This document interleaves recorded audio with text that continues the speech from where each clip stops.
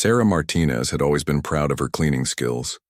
At 28, she ran her own small cleaning business in Phoenix, Arizona, and had built a reputation for being thorough, reliable, and discreet. Her clients ranged from busy families to corporate offices, but her favorite jobs were the residential ones where she could take her time and really make a difference. When she received the call about cleaning a large house in the upscale neighborhood of Paradise Valley, Sarah didn't think twice about accepting. The voice on the phone was calm and professional, explaining that the homeowner traveled frequently and needed someone trustworthy to maintain the property while he was away. The pay was generous, almost double her usual rate, and the house was only a 20-minute drive from her apartment. Sarah arrived at the address on a Tuesday morning, her van loaded with supplies and equipment. The house stood behind tall iron gates, a sprawling single-story ranch-style home with desert landscaping and mountains visible in the distance. She punched in the gate code she'd been given and drove up the winding driveway, noting the immaculate exterior and the expensive cars parked in the circular drive. The front door key was exactly where she'd been told it would be, hidden under a decorative rock near the entrance. Sarah let herself in and immediately noticed how quiet the house was. Not just empty quiet, but the kind of silence that felt intentional. The floors were polished hardwood, the furniture was minimal but expensive, and everything had its place. She began her work in the living room, dusting shelves that barely seemed to need it. The house was already remarkably clean, which struck her as odd. Usually when people hired her, it was because they needed help catching up on housework. But this place looked like it had been professionally maintained just days before. As Sarah moved from room to room, she began to notice strange details. There were no personal photographs anywhere, no mail on counters, no signs of daily life. The refrigerator was nearly empty, except for bottles of water and energy drinks.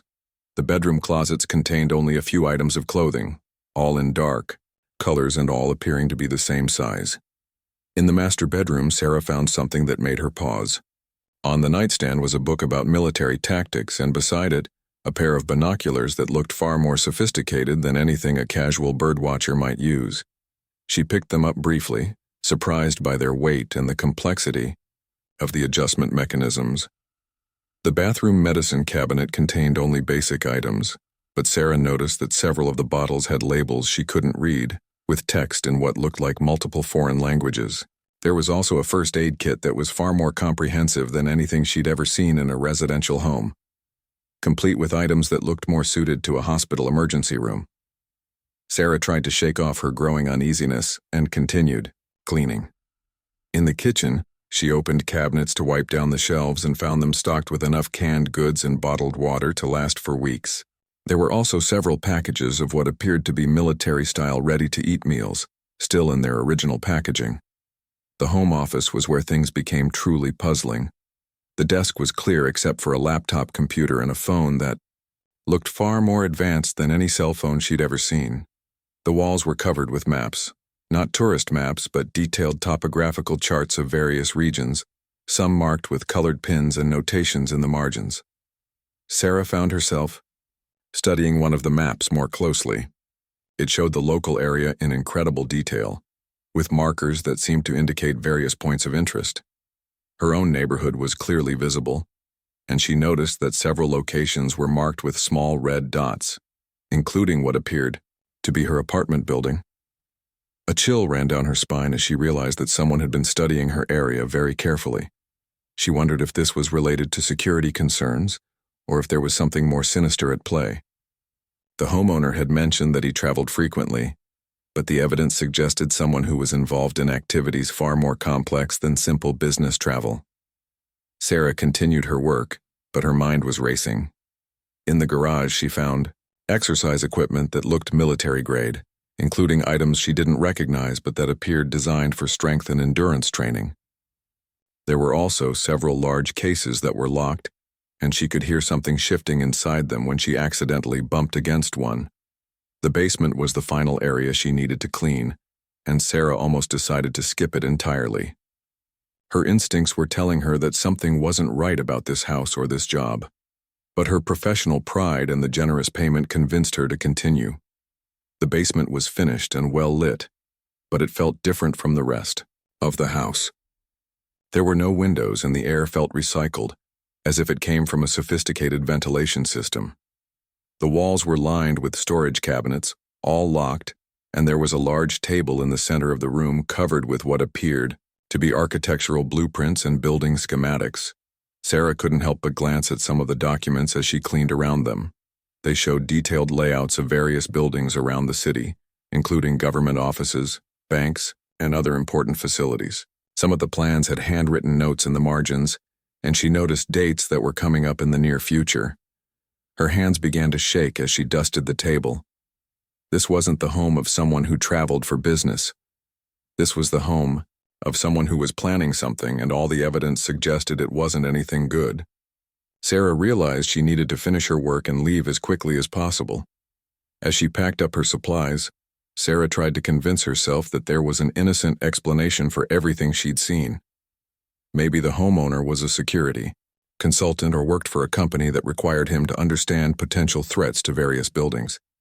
Maybe the maps and plans were part of his legitimate job, but deep down, she knew that wasn't the case. The combination of military equipment, detailed surveillance of her neighborhood, building plans, and the complete absence of any normal signs of life painted a picture that frightened her. Sarah locked the front door and returned the key to its hiding place, but as she drove away, she couldn't shake the feeling that she had just walked through the preparation site for something terrible. She didn't know it yet, but her careful observation skills and professional attention to detail had just made her a witness to something that would change her life forever.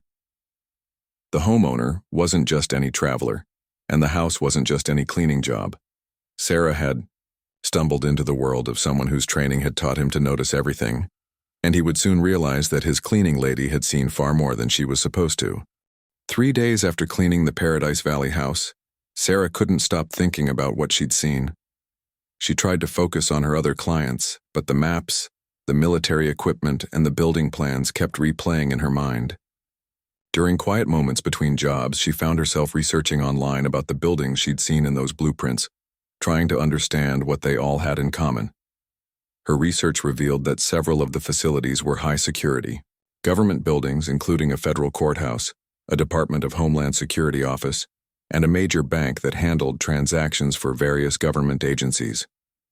The coincidence seemed too significant to ignore, and Sarah began to wonder if she should report what she'd seen to someone in authority.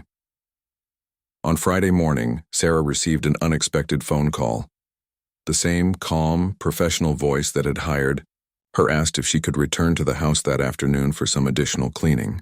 He explained that he would be returning from his trip soon and wanted to make sure everything was perfect. The request seemed reasonable, but something in his tone made Sarah uncomfortable. She agreed to the appointment partly because she needed the money, and partly because she hoped that seeing the house in daylight again might help her rationalize what she'd observed.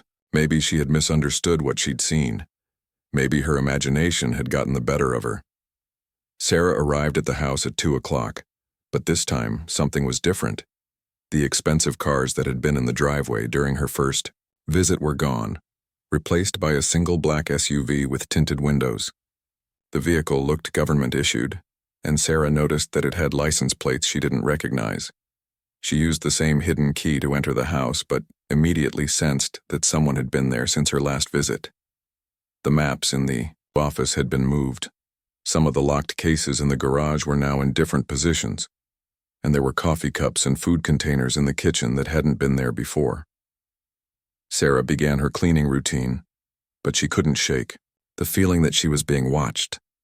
Several times she caught herself looking over her shoulder, expecting to see someone standing behind her. The house felt different, more alive somehow, as if recent human activity had changed its atmosphere. As she worked in the living room, Sarah heard a sound that made her freeze. It was the soft click of a door closing somewhere in the house. She stopped moving and listened carefully, her heart beginning to race. The house had been empty when she arrived. She was certain of that. She had checked each room before beginning her work, just as she always did. Sarah called out, announcing her presence and asking if anyone was there. Her voice echoed through the quiet house, but there was no response. She waited several minutes, listening for any additional sounds but heard nothing. She tried to convince herself that it had been the house settling, or perhaps a door closing due to air pressure changes from the air conditioning system. She continued working, but now every small sound made her jump. The whisper of air through vents, the hum of the refrigerator, and the distant sound of traffic all seemed amplified and threatening. Sarah realized that she was genuinely frightened, and she began to question the wisdom of being alone in this house. When she moved to the master bedroom, Sarah noticed something that made her blood run cold. The sophisticated binoculars she had seen on the nightstand during her first visit were gone, but in their place was a small digital camera. The camera was pointed toward the window that overlooked the front driveway, and a quick glance at its display screen showed that it was actively recording. Sarah's hands trembled as she realized that her arrival and her van in the driveway had been captured on video. Someone knew exactly when she had arrived and what vehicle she was driving. The implications of this discovery made her feel sick to her stomach. She moved quickly through the rest of the bedroom, no longer concerned with thorough cleaning, and focused only on finishing her work and leaving. But as she entered the master bathroom, Sarah found evidence that someone had definitely been in the house recently. There were wet towels hanging on the rack, steam still lingering on the mirror, and toiletries scattered on the counter that hadn't been there during her first visit. Someone had taken a shower, and based on the residual moisture and warmth in the room, it had been very recently. Sarah realized that whoever owned this house might still be here, somewhere, watching her work and observing her reactions to what she was finding. The thought terrified her, but she forced herself to continue working while her mind raced through possible explanations and escape plans. She tried to appear normal and professional, just in case someone was indeed watching, but internally she was planning how to get out of the house as quickly as possible without arousing suspicion. In the kitchen, Sarah made another disturbing discovery. The refrigerator, which had been nearly empty during her first visit, was now stocked with fresh food, including items that suggested someone was planning to stay for an extended period. There were also several cell phones charging on the counter, each with a different carrier logo, as if someone needed multiple communication options for different purposes. Sarah finished the main areas of the house as quickly as she could while still maintaining the appearance of thoroughness. She decided to skip the basement entirely, telling herself that it hadn't been specifically mentioned in the cleaning request, and that her safety was more important than completing every possible task. As she gathered her supplies and prepared to leave, Sarah heard footsteps above her. Slow, deliberate steps moving across the floor of what she knew was the master bedroom. Someone was definitely in the house, and they were no longer trying to hide their presence. The footsteps paused as if the person was listening, and then continued toward what Sarah knew was the staircase leading to the main floor. Sarah's professional instincts warred with her survival instincts. Part of her wanted to call out and introduce herself to the homeowner, to explain her presence and complete her job properly. But a stronger part of her recognized that something was very wrong with this situation, and that the safest course of action was to leave immediately. She quietly moved toward the front door, carrying her supplies and trying not to make any noise that might alert whoever was upstairs to her exact location. The footsteps above had stopped, but Sarah could sense a presence, someone listening and waiting just as she was. Sarah reached the front door and quietly turned the handle. As she stepped outside and closed the door behind her, she heard the footsteps resume, now moving quickly toward the staircase. She walked calmly to her van, fighting the urge to run, and loaded her equipment with hands that shook despite her efforts to remain composed. As she drove away from the house, Sarah glanced in her rearview mirror and saw a figure standing at one of the front windows watching her leave. The person was too far away for her to make out any details, but she could see that they remained at the window until her van disappeared around the curve in the road. Sarah realized that she was now involved in something far more dangerous than she had initially understood. The homeowner had been in the house during her visit, observing her work and her reactions. He had seen her notice things she wasn't supposed to see, and now he knew that she was a potential problem that would need to be addressed. Sarah drove straight home from the Paradise Valley house, her mind racing with questions and fears. She kept checking her rearview mirror, half expecting to see the black SUV following her. but the traffic behind her seemed normal. Once safely in her apartment, she locked the door and closed all the blinds, then sat at her kitchen table trying to process what had just happened. The more she thought about it, the more convinced she became that she needed to report what she'd seen to the authorities.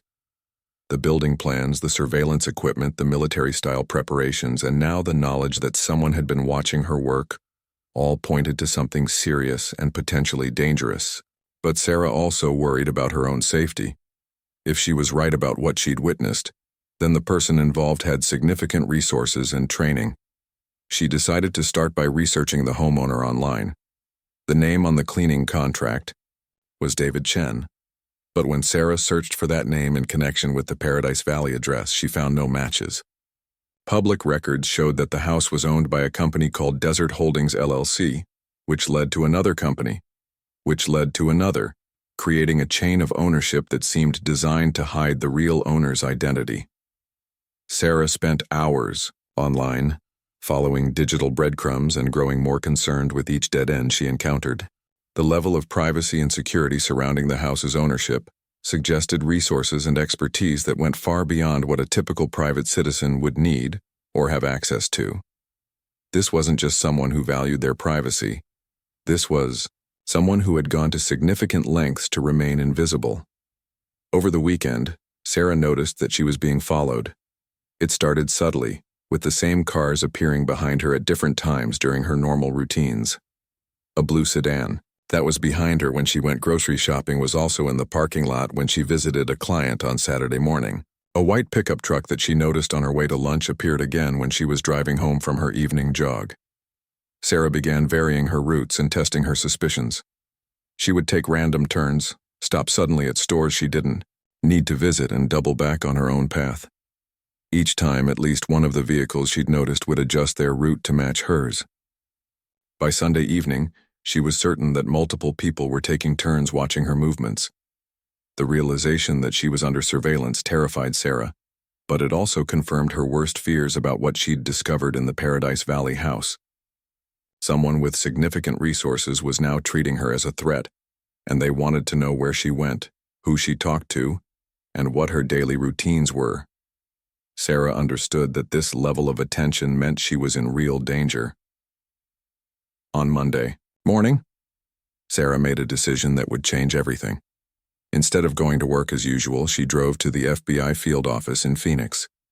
She had researched the building online and knew that it housed agents who dealt with domestic terrorism and national security threats. Whatever was being planned in that house, it was beyond what local police could handle. Sarah parked across the street from the federal building and sat in her van for 20 minutes, watching people come and go. She saw what appeared to be agents, office workers, and visitors, all going about their normal business. The building looked secure and professional, exactly the kind of place where someone could report suspicious activity and be taken seriously. But as Sarah reached for her door handle, she noticed something that made her freeze. The blue sedan that had been following her was parked at the far end of the street, with a clear view of both her van and the FBI building entrance. Someone was watching to see if she would go inside, and they were prepared to observe and record her actions. Sarah realized that if she entered the FBI building while under surveillance, it would confirm to her watchers that she was reporting what she'd seen. This might prompt them to accelerate whatever they were planning, or it might put her in immediate physical danger. She needed to find a way to contact the authorities without making it obvious that she was doing so. She drove away from the federal building, taking a circuitous route while she developed a new plan. Sarah remembered that her client, Mrs. Patterson, whose house she cleaned every Tuesday, was married to a retired police detective. If she could speak with him privately, he might be able to advise her on the best way to handle the situation or make contact with the appropriate federal agents. When Sarah arrived at the Patterson house the next morning, she was relieved to see that the surveillance vehicles were not immediately visible. She began her normal cleaning routine, but when Mrs. Patterson went to run errands, Sarah asked if she could speak privately with Mr. Patterson about a security concern. Tom Patterson was a serious man in his 60s who had spent 30 years with the Phoenix Police Department before retiring.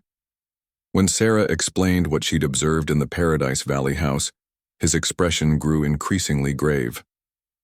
He asked detailed questions about the maps, the building plans, the equipment she'd seen, and the surveillance she'd noticed over the weekend. Patterson listened carefully to every detail, occasionally asking for clarification or additional information. When Sarah finished her account, he was quiet for several minutes, clearly processing the implications of what she'd told him. Finally, he looked at her with an expression that confirmed her worst fears.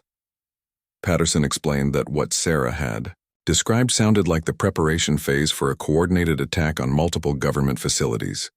The building plans, surveillance equipment, and military-style preparations suggested someone with advanced training who was planning something significant and dangerous.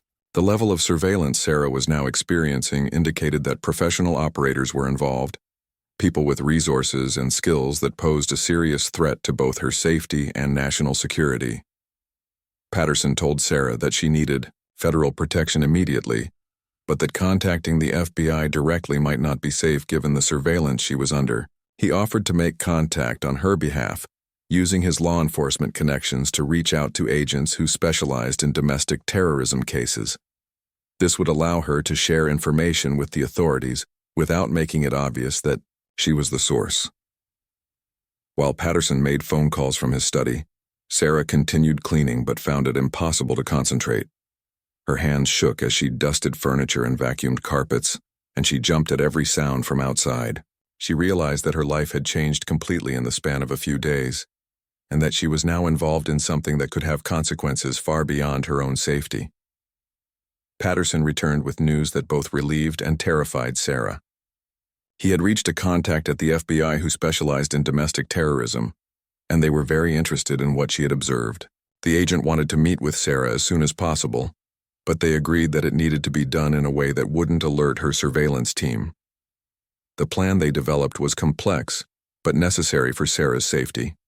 She would continue her normal routine for the next 2 days, making it appear that she hadn't noticed the surveillance and wasn't planning to report anything. Meanwhile, the FBI would begin their own investigation of the Paradise Valley house and the company that owned it, using Sarah's information as a starting point.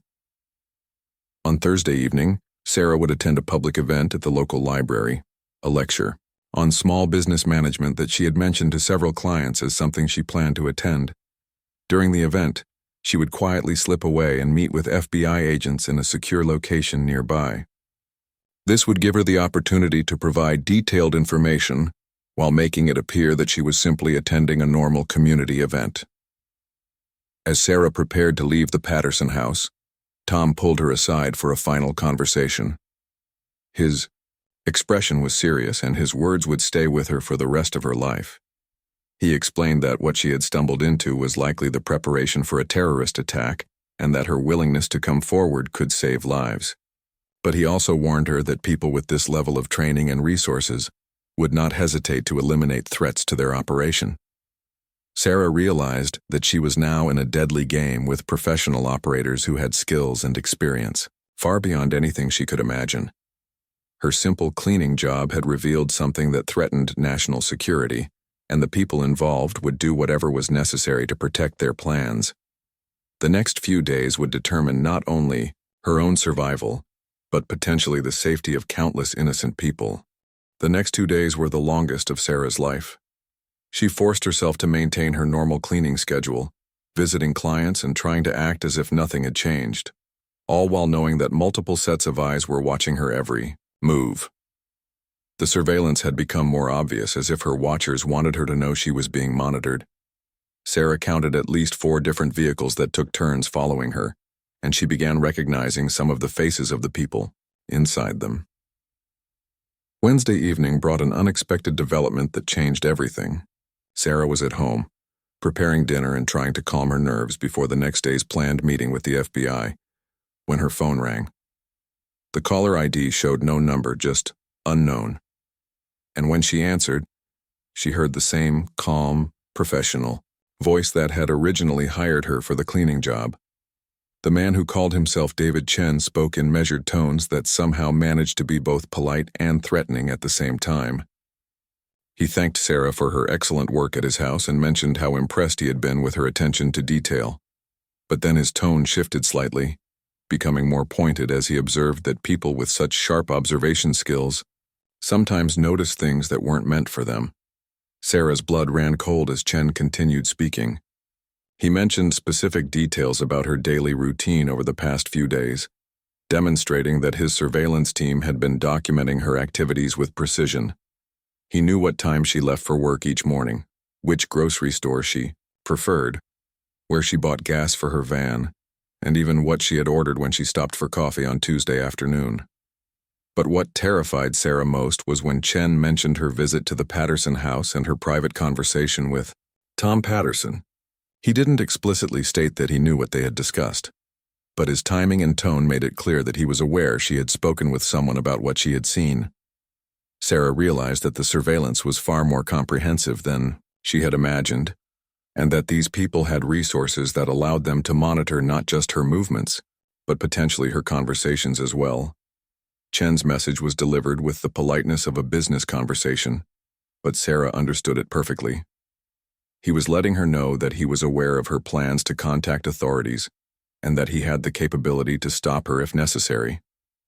The call ended with Chen expressing his hope that Sarah would continue to focus on her cleaning business and avoid getting involved in matters that were beyond her understanding. After hanging up, Sarah sat in her kitchen shaking, the reality of her situation finally hitting her with full force. These weren't ordinary criminals she was dealing with. The level of surveillance, the sophisticated equipment she had seen, and the calm professionalism of Chen's approach all indicated that she was up against people with military or intelligence training. They had the resources to watch her continuously, the skills to gather detailed intelligence about her activities, and the ruthlessness to eliminate threats to their operation.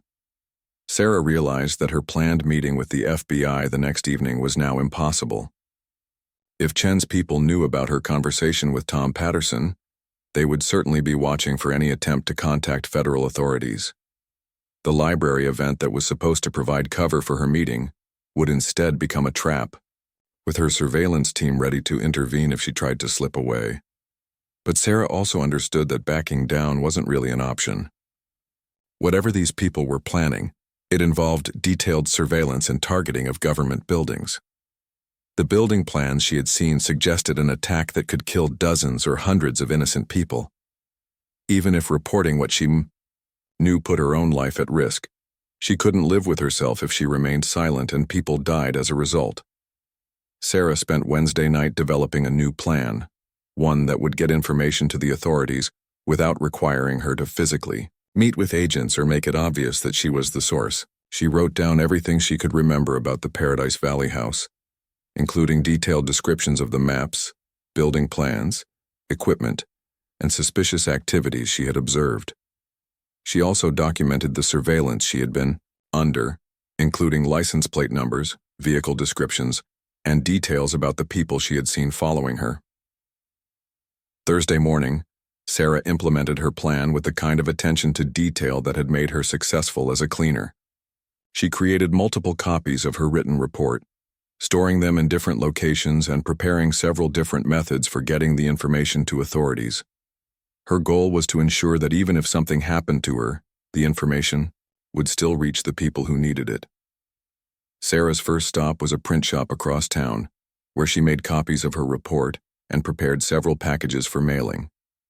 She addressed these to different FBI offices, local police departments, and even news organizations, creating redundancy that would make it impossible for anyone to intercept all of her communications. She mailed the packages from different post offices around the city, spacing out the mailings over several hours to avoid establishing a pattern. Her second approach was digital. Sarah created anonymous email accounts using public computers at different libraries and internet cafes, then sent her report to multiple FBI tip lines and terrorism reporting websites.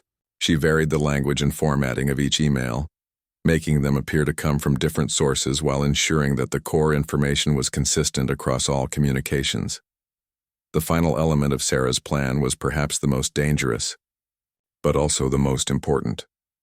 She decided to return to the Paradise Valley house one more time, not to clean, but to gather additional evidence that could help authorities understand the scope and timing of whatever was being planned. Sarah knew this was extremely risky, especially now that Chen was aware of her suspicions. But she also knew that physical evidence from inside the house would be far more valuable than just her written observations. Thursday evening, instead of attending the library event she had mentioned to her clients, Sarah drove to a different part of the city and borrowed her friend Maria's car. She had explained to Maria that she needed to run an errand without being recognized, citing problems with an overly aggressive ex-boyfriend who had been following her. Maria, who had experienced similar problems herself, was sympathetic and agreed to the car swap without asking too many questions. Using Maria's car allowed Sarah to approach the Paradise Valley house without being immediately recognized by her surveillance team. She parked several blocks away and walked through the desert landscaping, using the darkness and her knowledge of the property layout to approach the house from an unexpected angle. Sarah had noticed during her previous visits that there were areas of the property that weren't visible from the street, and she hoped to use this to her advantage. The house was dark when Sarah reached it, with no cars in the driveway and no signs of current occupancy. She used the key that was still hidden in the fake rock, hoping that Chen hadn't thought to change the locks or relocate the key after their phone conversation. The key worked, and Sarah slipped inside, using a small flashlight to navigate the familiar layout. Sarah moved quickly through the house, photographing everything she could with her phone's camera. The maps were still on the office walls, but now some of them had additional markings that hadn't been there during her previous visits. New dates had been written in the margins and several locations had been circled in red ink. Sarah photographed every map and document she could find, creating a digital record that could be analyzed by experts. In the basement, Sarah discovered that the locked cases she had seen before were now open, revealing contents that confirmed her worst fears. The cases contained sophisticated communications equipment, what appeared to be bomb-making materials, and weapons that were far beyond anything a civilian should possess. Sarah photographed everything, her hands shaking as she realized she was documenting the tools for a major terrorist attack. But as Sarah finished taking pictures in the basement, she heard a sound that made her blood freeze. It was the unmistakable sound of the front door opening, followed by footsteps moving through the house above her. Someone had arrived, and Sarah was trapped in the basement with no way to escape without being detected. Sarah turned off her flashlight and stood perfectly still in the darkness, listening as the footsteps moved through the main floor of the house. There were at least 2 people, possibly more, and they were moving with the kind of quiet efficiency that suggested military training. Sarah realized that she had walked into a trap, and that her surveillance team had been waiting for exactly this kind of move. Sarah crouched behind one of the open weapons cases in the basement, her heart pounding so loudly she was afraid the people upstairs might hear it. The footsteps above had separated, with at least 2 different people moving through different parts of the house. She could hear muffled voices but couldn't make out what they were saying.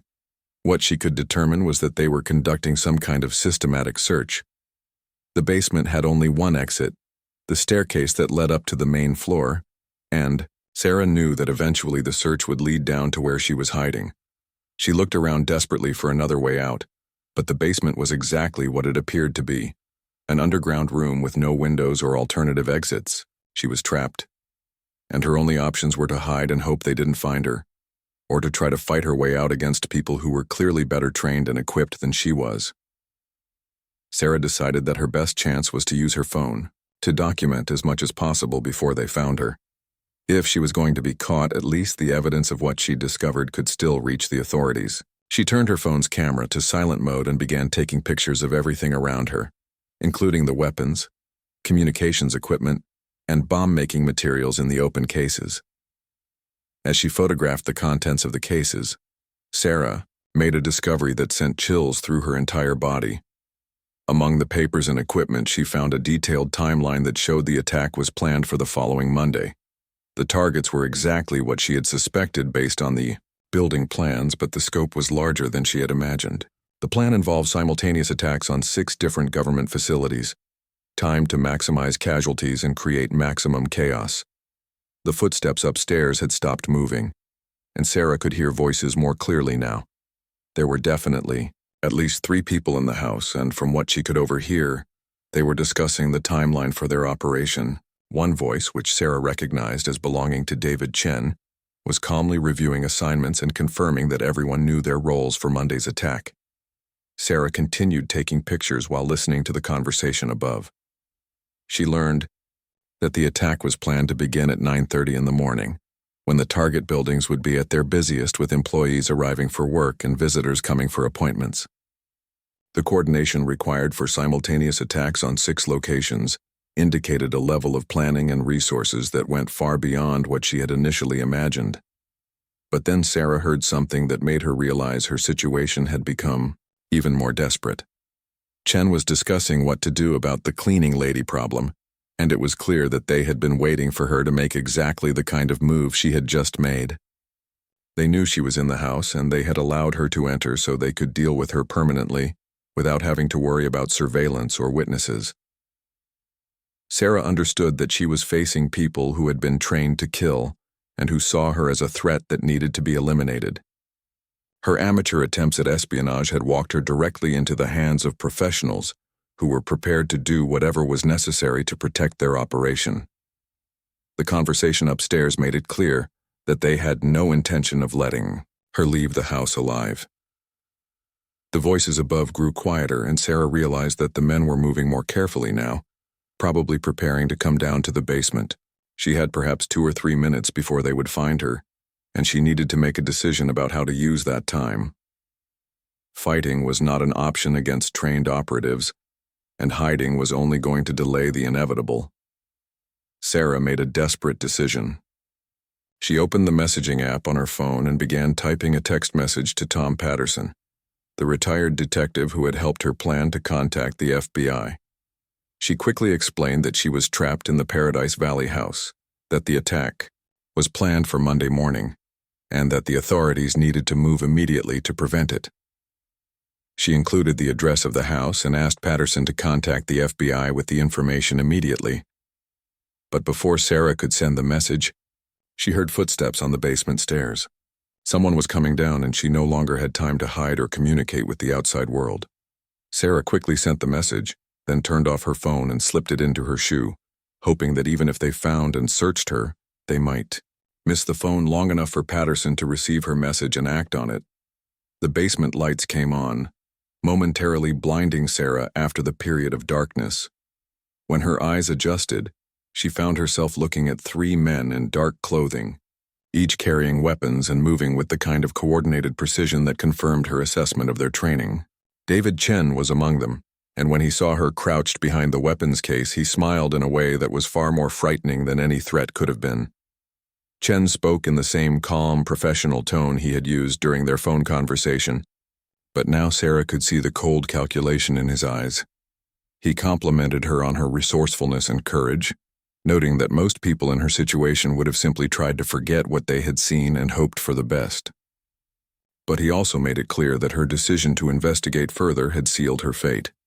The other 2 men positioned themselves to block any possible escape route, though Sarah knew there was nowhere for her to run anyway. Chen approached slowly, his weapon held casually but ready, and began asking questions about what she had told other people and what evidence she might have gathered. His tone suggested that he already knew most of the answers but wanted confirmation before deciding how to proceed. Sarah realized that this might be her only chance to buy time and possibly save lives, even if she couldn't save her own. She began talking, but instead of answering Chen's questions directly, she started describing everything she had observed during her cleaning visits. She talked about the maps, the building plans, the weapons, and the timeline she had just discovered, making it clear that she understood exactly what they were planning. Chen listened with growing interest, and Sarah realized that her detailed knowledge was actually surprising him. He had expected her to have noticed some things, but he hadn't anticipated that she would have put together such a complete picture of their operation. This seemed to change his assessment of the threat she represented, and Sarah could see him recalculating his options. What Chen didn't know was that while Sarah was talking, she was also listening for any sound that might indicate help was coming. Her message to Tom Patterson had been brief, but it included the address and the urgency of the situation. If Patterson had received it and acted quickly, there was a chance that law enforcement might already be on the way. But Chen was also using the conversation to gather intelligence about what Sarah had done with the information she had collected. He asked detailed questions about who she had spoken with, what she had written down, and whether she had shared any evidence with authorities. Sarah tried to mislead him, suggesting that she had been too frightened to contact anyone, but Chen's expression indicated that he didn't believe her. The interrogation continued for what felt like hours but was probably only minutes. Chen's questions became more specific and more threatening, and Sarah realized that he was preparing to make a final decision about what to do with her. The other two men remained silent and alert, ready to act on whatever orders Chen gave them. Just as Chen seemed to be reaching a conclusion about how to handle the situation, the sound of vehicles arriving outside broke the tension in the basement. Sarah heard car doors slamming and voices shouting commands, and she realized that help had indeed arrived. Tom Patterson had received her message and had acted quickly to bring law enforcement to the house. Chen's calm demeanor changed instantly. He barked orders to his companions and moved toward the stairs, but the sound of the front door being breached told them that they were already too late to escape. The voices from upstairs were clearly law enforcement officers, shouting instructions and coordinating their entry into the house. Sarah found herself in the middle of a standoff, with Chen and his men trapped in the basement and law enforcement officers controlling the main floor above. Chen looked at her with an expression that mixed rage and calculation, and Sarah realized that he was considering whether to use her as a hostage or simply eliminate the threat she represented before dealing with the larger problem of being surrounded. The next few moments would determine not only whether Sarah survived the encounter, but also whether the planned Monday attack could be prevented. Everything now depended on how quickly law enforcement could secure the basement and take Chen and his team into custody before they could destroy evidence or activate any backup plans they might have prepared. The standoff in the basement lasted only seconds, but to Sarah it felt like an eternity. Chen's eyes moved rapidly between Sarah and the staircase leading up to where law enforcement officers were securing the main floor. She could hear tactical commands being shouted above and the sound of systematic room-by-room clearing operations. The authorities had arrived in force, and they clearly understood the seriousness of the situation. Chen made his decision quickly. Instead of using Sarah as a hostage, he grabbed a small device from one of the weapons cases and began entering a code. Sarah realized with horror that he was trying to activate some kind of remote destruction system, probably designed to eliminate evidence if the operation was compromised. She couldn't let him complete whatever he was trying to do. Without thinking about the consequences, Sarah launched herself at Chen, grabbing for the device in his hands. She had no training in combat, but desperation and adrenaline gave her strength she didn't know she possessed. Chen was caught off guard by her sudden movement, and they struggled briefly for control of the device before it went skittering across the basement floor. The other two men moved to assist Chen.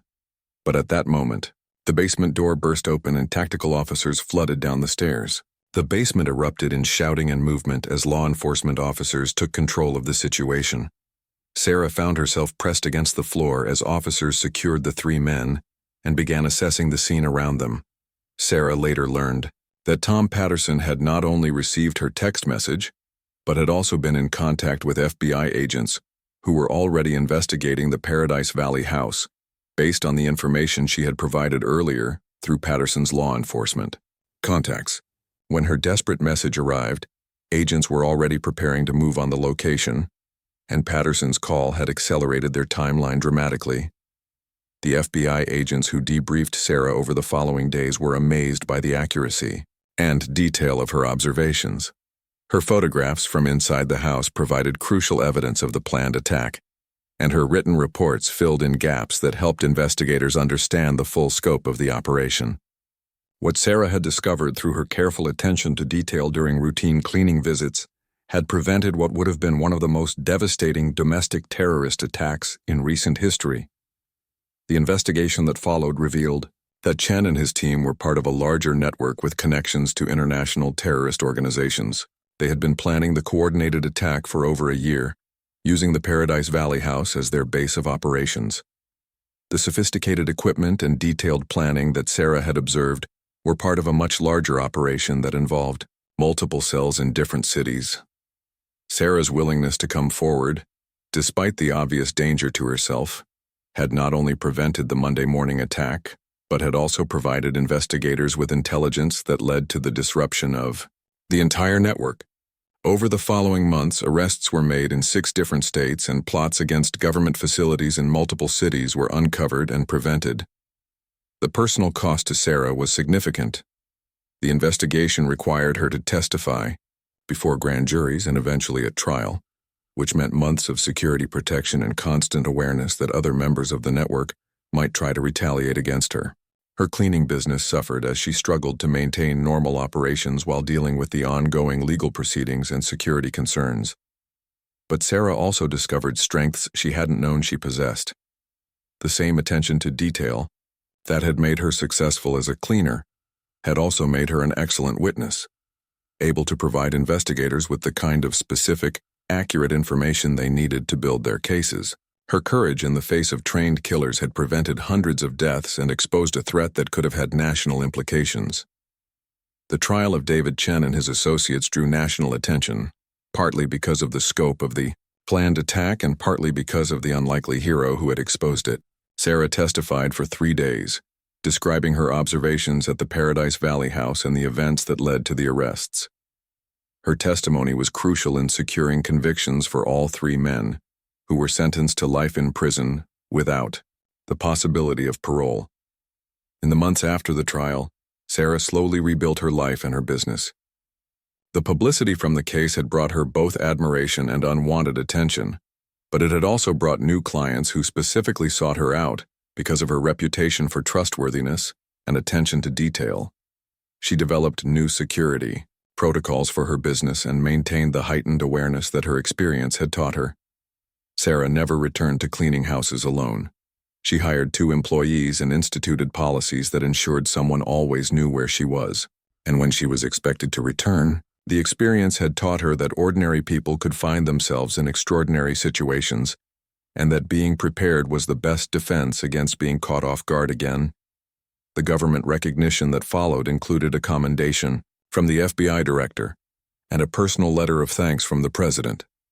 But for Sarah, the most meaningful recognition came from the families of the people who would have been in those government buildings on Monday morning if the attack had proceeded as planned. Letters from office workers, visitors, and security guards who might have been killed or injured reminded Sarah that her courage had made a real difference in the lives of real people. 2 years after the events at the Paradise Valley house, Sarah had established herself as one of Phoenix's most trusted cleaning service providers. Her experience had taught her that attention to detail wasn't just about professional pride. It was about being aware of the world around her and being prepared to act when something wasn't right. She had learned that ordinary people could make extraordinary differences when they had the courage to speak up about what they observed. Sarah's story became a case study used in law enforcement training programs, demonstrating how citizen awareness and reporting could prevent terrorist attacks. Her willingness to trust her instincts, gather evidence, and persist despite obvious personal danger had set a standard for civic courage that inspired others to pay attention to their surroundings and report suspicious activities.